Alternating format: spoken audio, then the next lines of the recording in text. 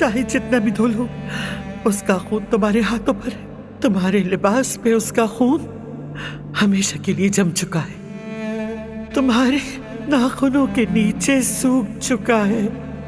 अदनान से शादी के वक्त भी यही पहनना।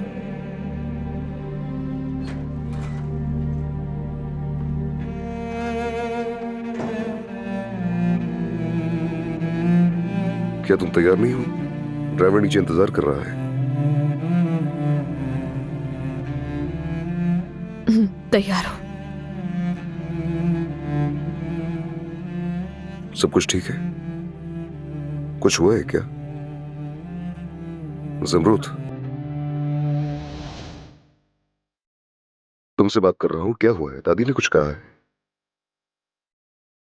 नहीं तो किसी ने कुछ नहीं कहा। यहाँ सब लोग बहुत अच्छे हैं मेरे साथ, और खास तौर पे अजमत साहिबा।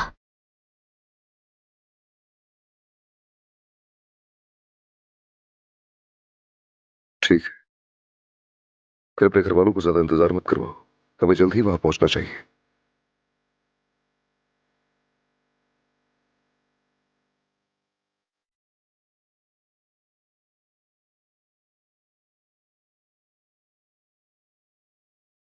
शाम बखैर अजमत साहिबा।